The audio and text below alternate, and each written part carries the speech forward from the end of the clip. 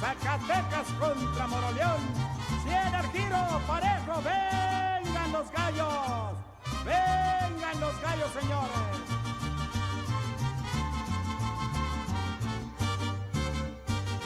A la feria de San Marcos del Mérito, Aguascalientes, van llegando los valientes con su gallo copetón y lo traen bajo del brazo al solar de la partida, va a jugarse hasta la vida con la fe en un espolón.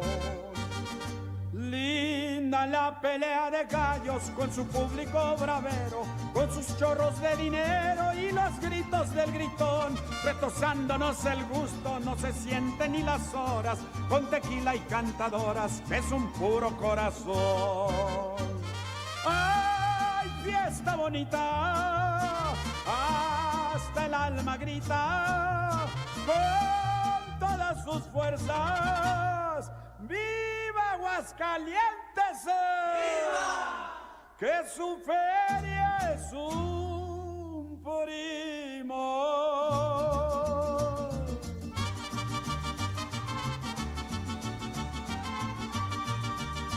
¡Silencio, señores!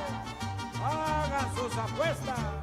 La feria más hermosa del mundo, Aguascalientes, San Marcos, el espíritu retozón de todos los que aquí se encuentran. ¡Vámonos, señores! ¡Vámonos, señores!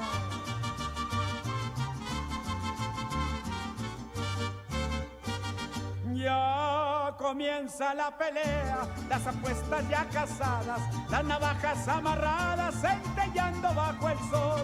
Cuando sueltan a los gallos, temblorosos de coraje, no hay ninguno que se raje para darse un agarrón. Con las plumas relucientes y aventando picotazos, quieren hacerse pedazos, pues traen ganas de pelear. Y en el choque cae el giro sobre el suelo ensangrentado, ha ganado el Colorado que se pone ya a cantar. ¡Ay, fiesta bonita! Hasta el alma grita, con todas sus fuerzas, ¡viva Aguascalientes! ¡Viva! Que su feria es un primo.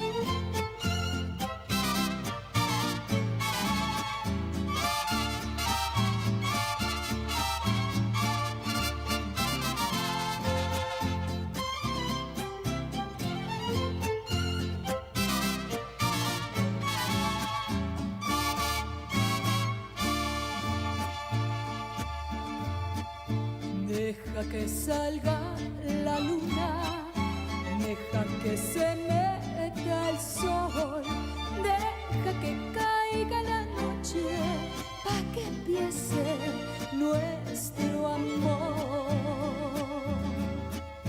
Deja que las estrellitas me llenen de inspiración para decirte cositas muy bonitas, corazón.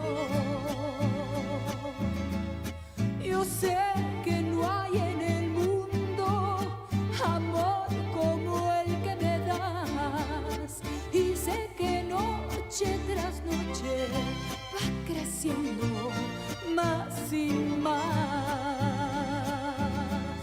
y sé que noche tras noche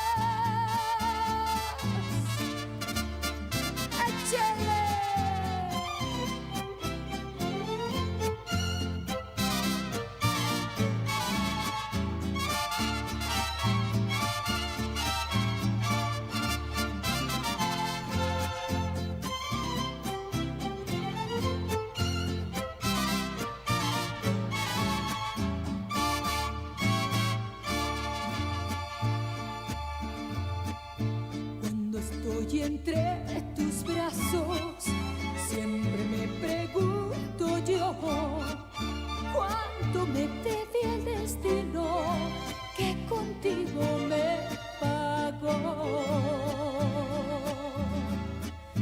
Es por eso que mi vida toda te la entrego a ti, tú que me diste en un beso lo que nunca te pedí. Yo sé que no hay en el mundo amor como el que me das, y sé que noche tras noche va creciendo más y más, y sé que noche tras noche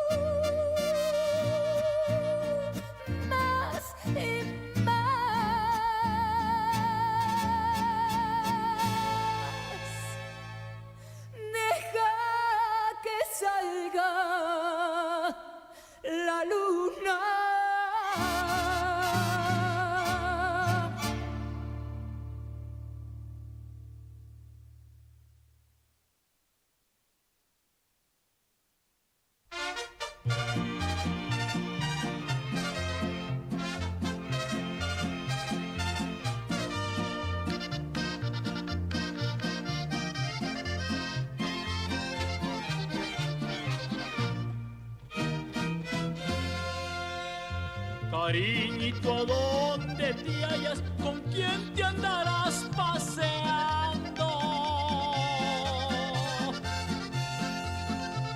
Presiento que no me engañas, por eso te ando buscando.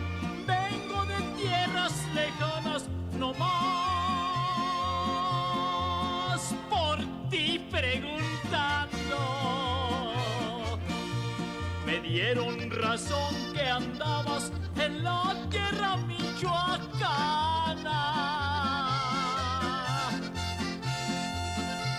que de la Piedad viajabas al rumbo de la Huacana. Te vieron cuando pasabas por Zamora y Nueva Italia, caminos de Michoacán y pueblos que voy pasando.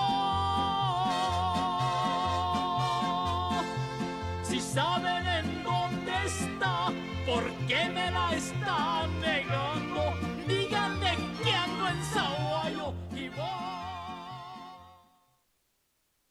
Good afternoon, everyone. What a great turnout for our Kindred Spirits Luncheon.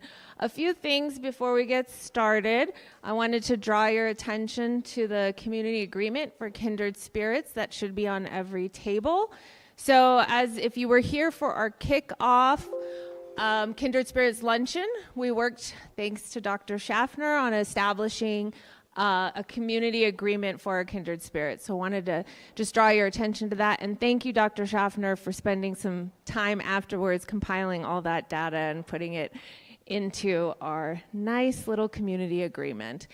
Many of you know me, Dr. Heidi Schneider, Inclusive Excellence Liaison, but I'm going to be turning over and introducing us all to our new Executive Equity Officer, who prefers Dr. Flo, and I'm going to go ahead and let him introduce himself to y'all. Please welcome him to campus. We're so excited to have Dr. Flo on campus as the EEO.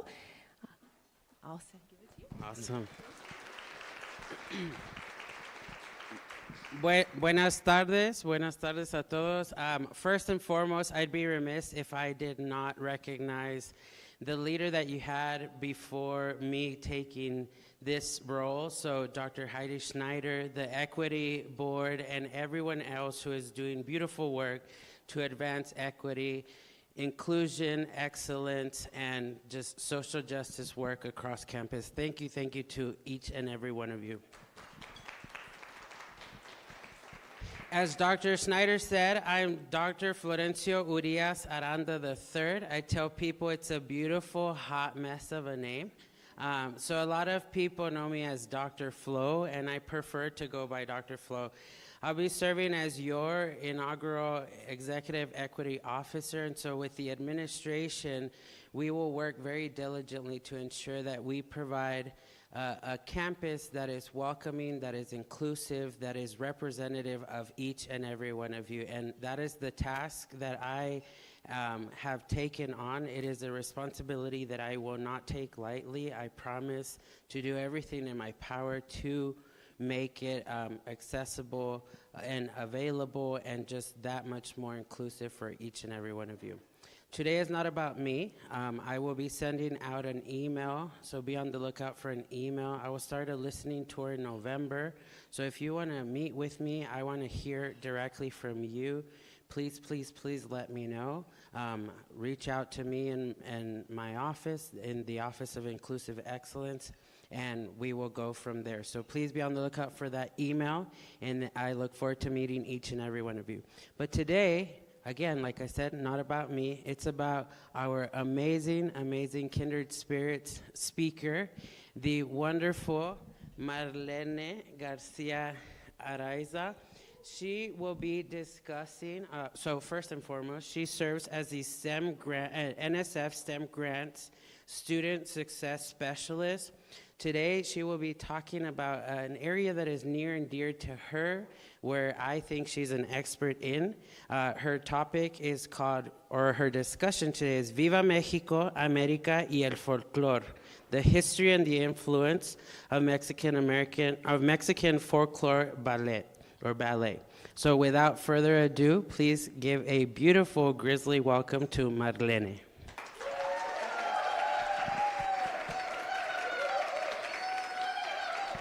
Hello, everyone. My name is Marlene Garcia Araiza, and I am the STEM Success Specialist for the NSF HSI STEM Grant here at Adams State University, and I am also a 2022 ASU alumni, and I'm very grateful for you all to have come here to my presentation on the history and influence of Mexican folkloric ballet. And before I start this presentation, I want to give a couple of notes. First of all, this presentation is really only touching the surface of everything that encompasses Mexican folkloric ballet. It is very layered and has a lot of history, has a lot of purpose. So again, that would take me about a year to even cover everything that goes on in Mexican Folklorico. So again, it's just the surface. And in addition, throughout the presentation, you'll see these little stars on a lot of the images. These stars represent images that were taken of or are associated with ASU's Mexican Folklorico dance group, Semillas de la Tierra, just so you know the impact that we have here in the San Luis Valley.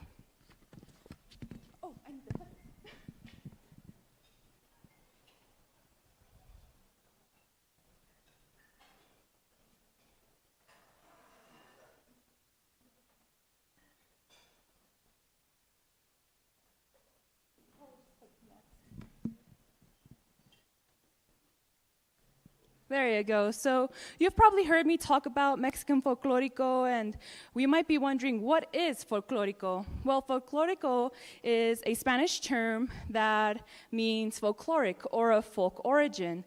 And in this context, it typically refers to the cultural and traditional dances of Latin America, with here the context being from Mexico. And Mexican Folklorico is differentiated by the different genres that are danced, the different vestuarios or costumes that we have, in addition to the different styles of steps and footwork. And for the steps and footwork, if you're looking into a particular region, a particular style, such as the Jalisco style, particularly Tapatillo, there will be a series of steps that are followed for each and every single dance group or dance company. However, the sequence and the choreography of those dances differs from one group to another. That's how each individual group has that uniqueness to them. And one of the biggest things that we do in Mexican Folklorico is that we do a lot of fundraising, whether that's through showcases of dancing, such as Semillas de la Tierra, Ballet de Primavera, that happens in the spring. That is where we get a lot of our funding for our vestuarios, again, our costumes. And those costumes can cost up about $200 and more for each costume, and you need at least typically 12 of them. For a set or more, and these vestuarios can increase in price depending on the amount of embroidery that these vestuarios have, in addition to the materials that are used to create these vestuarios. One of the typical cuts that we have in a lot of the folklorico skirts are called doble vuelo, also known as double circle, which ensures the flowiness or the vuelo of the skirts, so you can really see the trajectory when the dancers are performing. And we typically want our vestuarios to be made in Mexico by the artisans in Mexico, so we can pay them ethically for their work, since a lot of these customs can take months to up to a year to create, and we don't want to go through second or even third parties to purchase these vestuarios. And let's see. And again, Mexican Folklorico is very diverse. As we say in Mexico, we come in all shapes, sizes, and colors. And you might have seen one of the typical Mexican Folklorico dance called the Jarabe Tapatillo from Jalisco, with the big ribbon dress and the charro outfit. But we do also have a lot more to Mexican Folklorico, as you can see in all of these images. And now you can see all of the stars in the images, which represent dancers from the group Semillas de la Tierra here at Adams State University. You can see all the variety of colors, the dress styles, the suits, pants, everything. And for all of these vestuarios, all of the music genres that are played in Mexican Folklorico, they all have a purpose and they all have a history behind them. And so you might hear me talking a lot about regions and state, but you might be wondering, what does that mean? So in this slide, this picture I took in the Semillas de la Tierra 5 decades of performances photo exhibition in the Luther Museum this past summer. And you can really see here the map of Mexico and all of the different and distinct dress styles that come from each particular state in Mexico. And again, this is only a fraction of the vestuarios and the styles of each and every single state in Mexico. So up here in the state of Sonora, you can see one of the indigenous dances called Danza del Venado, which is native to that state, and I'll talk a little bit more about here later in the presentation. You can also see the different types of embroidery, such as here, San Luis Potosí, with the Quesquemetl, as well, Veracruz Jarocho over here. So you can really start seeing the different diversity of vestuarios in Mexico and the different styles. And again, this is only a fraction of what we have in Mexico. And so to talk a little bit more on the vestuarios, here are a fraction of a set of vestuarios for the feminine dancers in Mexican Folklorico. And as you can see, we have different styles, different cuts, materials as well. So for example, here with the chapas dress, Oaxaca, and then we have Yucatan and Oaxaca again. These are all pieces that are made using hand embroidery. And they take a really long time to do, especially the huipil of Oaxaca. It takes about a year to make.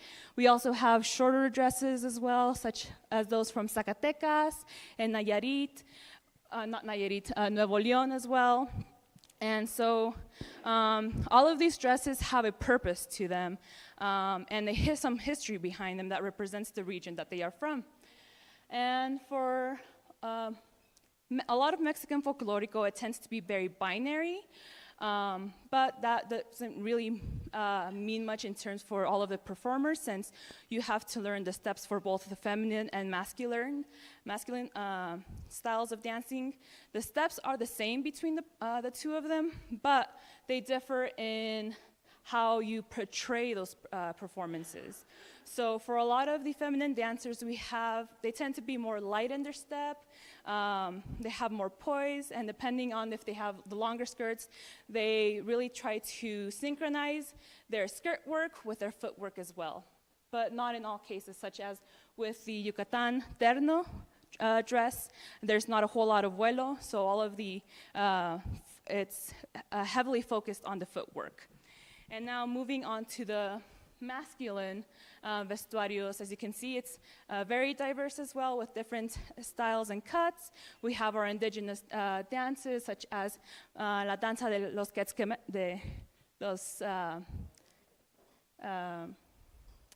quetzales and danza de las plumas, as well as our mestizo dances, such as that of Veracruz Jarocho. We also have Veracruz as well, and that's one of our indigenous dances of the voladores. And you can also see the typical charro suit that you see in the Jalisco dances as well. And for a lot of the masculine dancers, they tend to be a little bit more heavy on their footsteps.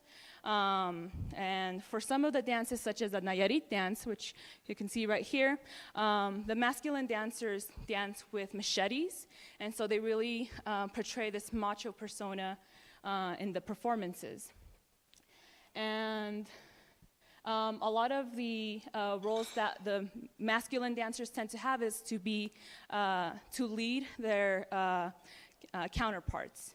But we also have masked vestuarios as well, such as those from Michoacán, Danza de los Viejitos, Baile de los Diablos, Baile de los Pescados. And so some of these are indigenous dances from Mexico that are also mestizo or have some sort of influence from another country as well. So again, my mission to you in this presentation is to show you all the diversity of Mexican Folklorico and all of the different vestuarios that we have in our performances. So I'm going to start to get a little bit more specific with some of the states. And again, this is only a fraction of what we have in Mexican Folklorico. So looking at the northeastern part of Mexico, we have the states of Sinaloa and Sonora. Starting off with the state of Sonora, which is located to the northern part of the highlighted area. Sonora has an indigenous community called the Yaquis or the Mayos, and they have this indigenous dance called Danza de los Venados, also known as Dance of the Deer. And for this particular dance, as you can see here, we have two protagonists. We have the performer who dances as the deer. So their vestuario consists of a headpiece that is of a deer with their antlers being wrapped around with some sort of red ribbon. They are also blindfolded, and they carry sonajas, also known as rattlers, and they basically imitate the behavior of a deer. And we also have the other protagonist known as the pascolas. And the pascolas are essentially the hunter characters, and they can be portrayed either as coyotes or as hunters. And if they are hunters, they usually wear a black mask with white hair coming out of it. And so for Danza del Venado, it starts out slow, where the dancer that is portraying the venado, or the deer, starts out really hesitant, and so is the music. It's very hesitant, and starts to explore around the stage. And as the music goes on, it starts to increase the pace, and that's when the pascolas come in. And the pascolas are essentially hunting the deer. This is a dance of the life and death of the deer, which the deer is a sacred animal to the Yaqui and the Mayo community. And at the end of the dance, the pascolas kill the deer, and that marks the end of the performance. And instead of me trying to describe to you what the music sounds like, I might as well just show you what it sounds like. So Jeremy, if you could play the audio clip here. This is a little snippet of what Danza del Venado sounds like.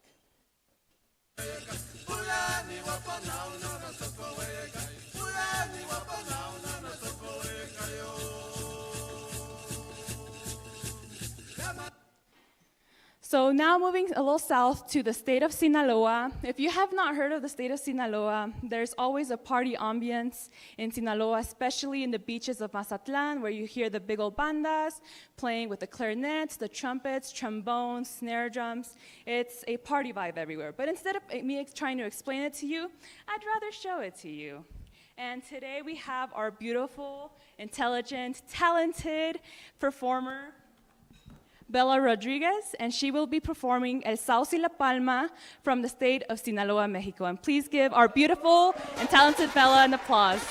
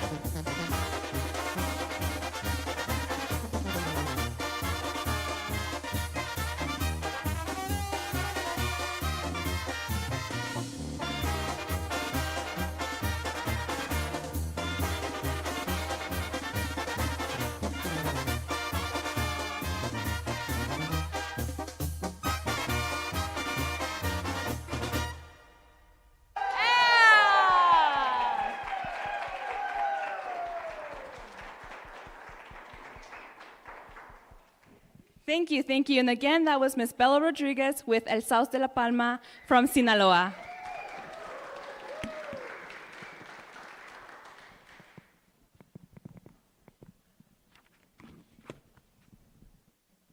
And now moving on to one of my favorite states to dance is the state of Chihuahua, which is located in the northern part of Mexico. And the state of Chihuahua is known for their fast-paced and energetic polkas. And polkas were introduced to Mexico after Spanish colonization, after the arrival of Eastern Europeans.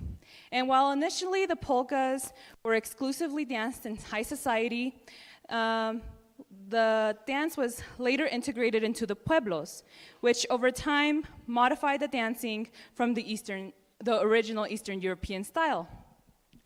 And Chihuahua polkas are generally danced with two people, and the masculine dancer takes on the lead of the role, where they do a set of polkas, generally following the double ball change step.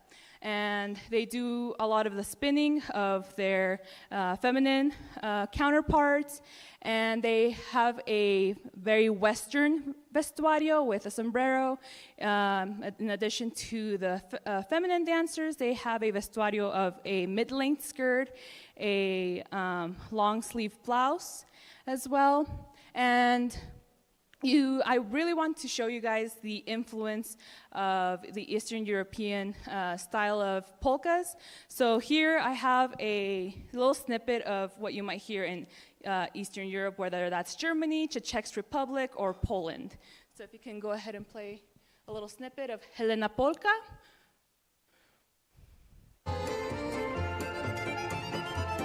So this is from Eastern Europe. And so now if you go to the next slide, I have a track for one of the polkas that we dance in Mexican Folklorico. And again, this is one of my favorite states to dance to because it's so fast-paced.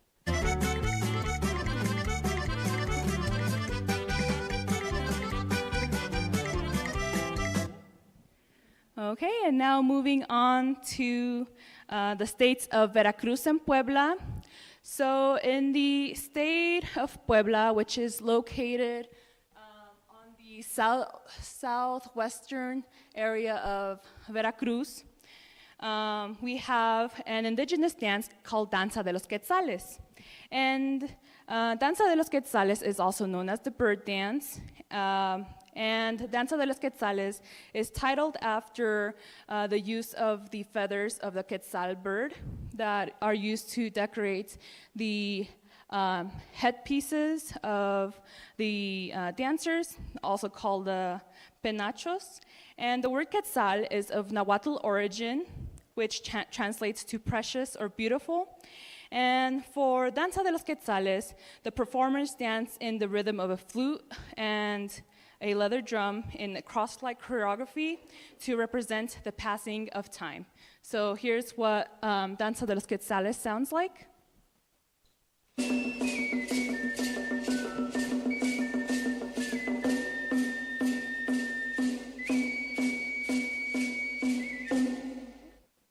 And now moving on to the next slide, we have the state of Veracruz, which is located northeast of the state of Puebla. And Veracruz has two different styles of mestizo dancing. We have Veracruz Huasteca and Veracruz Jarocho. And in this case, I will be talking about Veracruz Jarocho. And the term Veracruz Jarocho or Jarocho is identifies the working class of indigenous and black descent people. And originally, Veracruz Jarocho was danced with movements from all over the body, whether that's including the top and the bottom. That's really what identified the influence of African dancing, but over time it was modified where the top half of the body didn't move as much while the bottom half did. And for Veracruz Jarocho, there's a lot of fast short steps in this dance, and it's like many other dances in Mexican Folklorico, it's a courtship dance. It's very flirty, and here I'm going to play a song that you guys might have heard before. This particular song originates from the state of Veracruz. Allá arriba, allá arriba, allá arriba iré, yo no soy marinero. Yo no soy marinero, por ti seré, por ti seré, por ti seré. En la bamba So the song La Bamba originates from Veracruz. Next slide, please. Now moving on to the state of Guerrero, which is located on the southern, southeastern, central of Mexico, we have the state of Guerrero. And the state of Guerrero, I'm going to talk about two types of dances. One that is called Danza de los Diablos, and Danza de los Diablos is also translated into Dance of the Devils. And it has, its origins are from Guerrero, where there was a predominant, and there is a predominant Afro-Mexican population due to the Spanish slave trade. And Danza de los Diablos was a ceremonial performance done by those enslaved seeking help from the African god called Ruja to free them. And at the time, the enslaved dancers were prohibited from dancing this ceremonious dance in the Catholic Church, and they were prohibited from dancing this dance to any of the saints or gods. So if they couldn't dance for the church, they would dance for the devil, and that's where the title Danza de los Diablos comes from. And this is a very culturally important and significant dance in the state of Guerrero, and it is typically performed in El Día de los Muertos, with one of the performers wearing, well, all of the performers wear a mask, and one of them is the leader, and one of the other main performers is known as the witch or the wife of the leader. And the performers dance in synchronous steps, and they dance with a whip. And the instruments for Danza de los Diablos include the jaw of an animal to create the raspy sound, a drum, a harmonica, and a violin. And here's what that sounds like.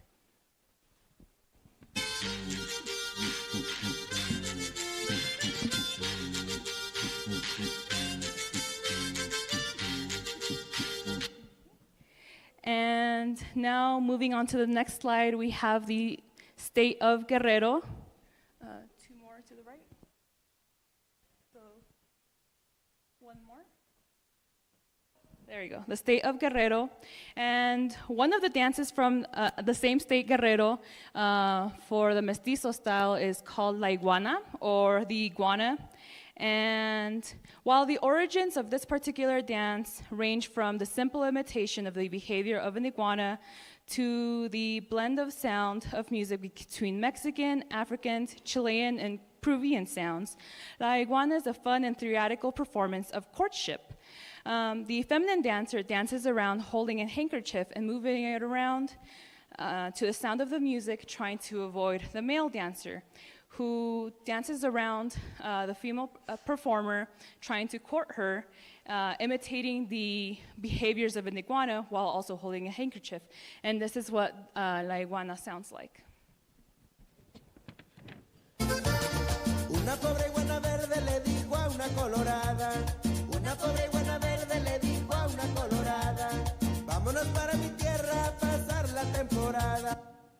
Okay, now next slide. One back. So a lot of these dances are pretty regional, but we also have other dances that encompass a big portion of the history from Mexico.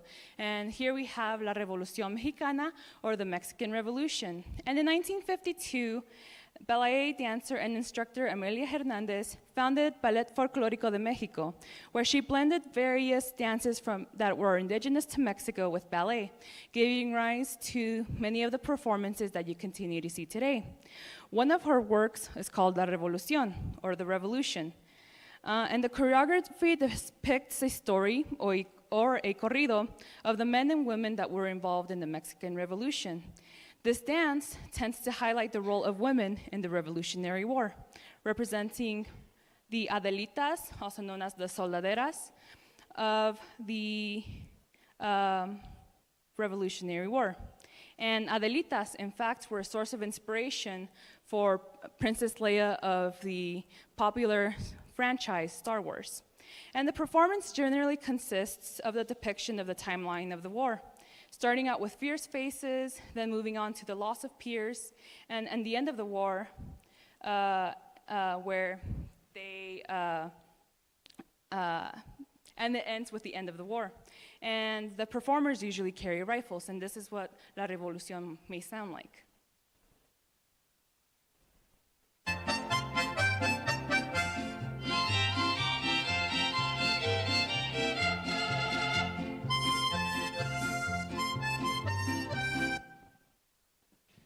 So now moving on to the next slide. We have Zoot Suit, and in the 1940s, young Chicano men and women embraced the rebellious style and culture of Zoot Suits, also known as Pachuco style. And the young men dressed in long coats and white pants, chains and pockets, and hats with wide brims, while the young women wore skirts, wore updo hairstyles, and had bold makeup. And they would dance to the sounds of the jitterbug, or a style of swing that would have complex steps and dance moves. And World War III was happening during this time. And however, as scholar Gabriela Mendoza Garcia mentions in her blog, so was the segregation of Chicanos. And consequently, they faced many violent crimes against them, such as the Sleepy Lagoon incident. Despite these violent actions against Chicanos, they persevered and solidified their legacy with the play and film Zoot Suit that was released by Luis Valdez. The dispersive knowledge behind the Zoot Suiters' history and dance styles started to be incorporated across folkloric groups around the nation. And here's what Zoot Suit sounds like. Cuando voy al vacilón y me meto a un salón, las chavalas gritan, papi, vente, vamos a bailar danzón. Okay, now moving on to the next slide. In fact, in the Asociación Nacional de Grupos Folclóricos, also known as National Association of Folklorico Groups, or NGAF, a national conference hosted annually for folklorico dancers to learn dances directly from instructors from Mexico, or maestros, was co-founded in 1973 by Herman and Patsy Martinez of the San Luis Valley. And they hosted their folklorico conference in Alamosa, Colorado in 1982. The Seattle, Washington group Bailadores de Bronce Folklorico Group performed Zoot Suit styles, which led to Grupo Folklorico Semillas de la Tierra from Alamosa, Colorado, to learn these steps from Juan Rios, a former dancer with the National Chicano Dance Theater. Okay. And so you might be thinking, whoa, Alamosa, Colorado, Adams State, what? So at Adams State University, Herman and Patsy Martinez danced folklorico as part of the Adams State College student group called El Parsano, and moved to Pueblo, Colorado, where they eventually started the Guadalupe Dancers in 1970. They returned to Alamosa in 1972 and created Semillas de la Tierra, ASU's Mexican folklorico dance group, 1 year prior before co-founding ANGAF. They started to teach folklorico classes to college students at Adams State University and later expanded to the San Luis Valley community. Their commitment to give their students in the community a space for cultural pride and confidence surpassed the many hardships that they experienced, largely due to funding at the time. With the many supporting hands of the dancers, family, and community, their legacy has remained strong for the last 52 years here at Adams State University. Many of the dancers have continued forward to start their own folklorico groups, and former dancers have taken over Semillas de la Tierra as the directors of the group. The current director of Semillas de la Tierra is Domingo Estrada, who was an ASU student in 1999 to 2003, joined Semillas as a student, and later became a director in 2005. And these images show a fraction of the lives that Herman and Patsy's legacy has impacted and will continue to impact. And with my own story with Semillas and how I was brought up, I grew up in Matehuala, San Luis Potosí, Mexico, where in Mexico, a big part of the elementary curriculum is to be involved of some sort of cultural dance. And so here you can see me in the middle dancing in kindergarten, as well as my mother and my brother. So Mexico is more than just some sort of dance or performance, but rather it's an identity to us. And even though I don't have a picture of my dad, you can see that he's a serious man about his dance move just by the way he dresses.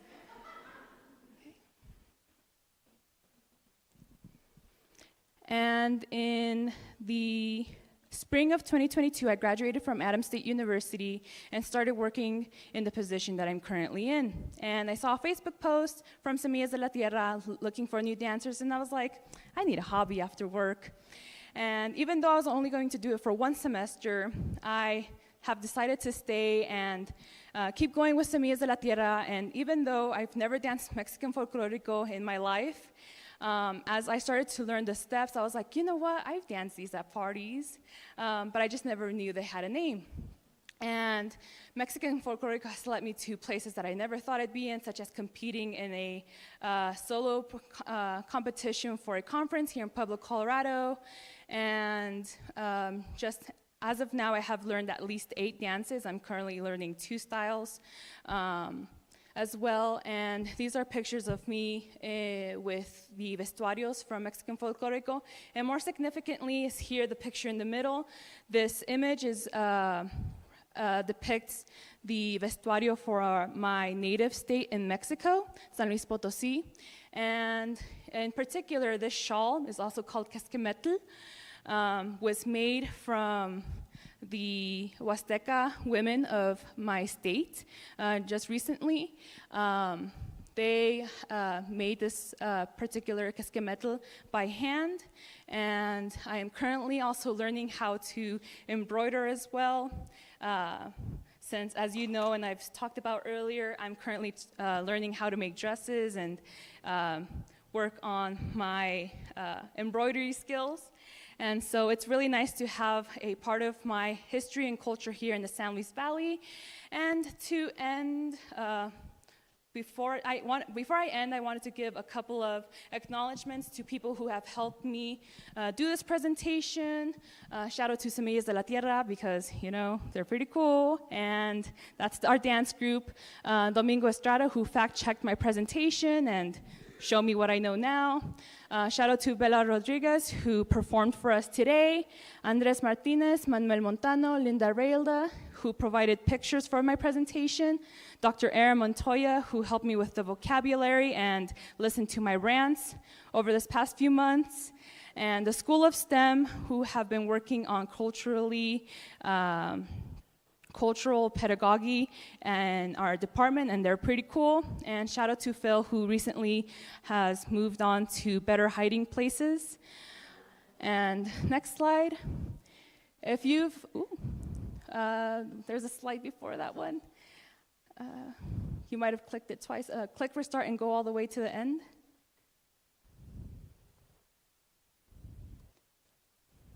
But don't go too fast because then they'll restart.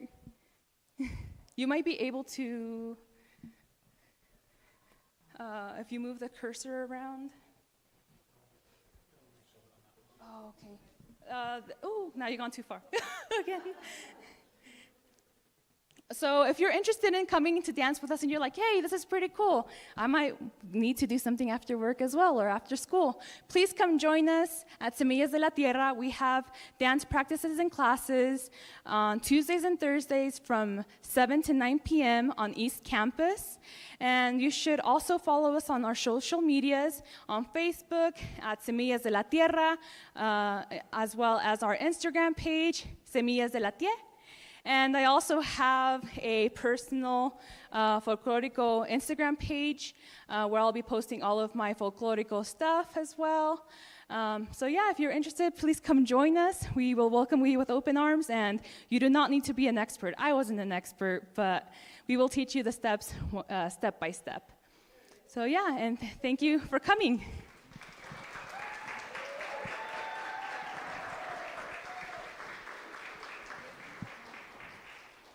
And please let me know if you have any quick questions as well.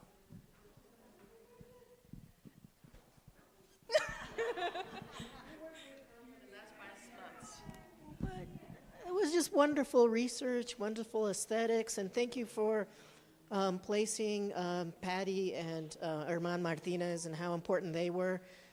Marlene, what's next? Like if you had if you were going to give another presentation in 3 months and would inform us more about Folklorico, where would you go with us? Where would you take us? Another presentation with Folklorico, I don't know, there's so much. I would say maybe talk about particular regions and maybe even bring some of our dancers to perform so you can see the full set of that particular region. So maybe we could do like Chihuahua or we could do Veracruz and really show and delve deep into the history of those particular states. And there's 32 states in Mexico, so We should just do one every month. one every month. I don't know about that one, but that would be a good idea to start. Any other questions? How are you planning to spend your birthday, the rest of your birthday today, Marlene? Yeah. I will be very relaxed. Now that I'm done with this presentation and I'm moving on with the next presentation that we will have in the Porter Hall building on November 11th at 12, and we will be discussing mentoring in the sciences and how our program has been successful. So yeah. Well, happy birthday, feliz cumpleaños. Thank you all for joining, and thank you for an amazing presentation. Really appreciate all the hard work that you put into it and learned a lot. We will have our next Kindred Spirits event on November 6th, and that will be in recognition of Native American Heritage Month. So please look for that on your calendars, and we hope to see you there. Okay, bye. Thank you.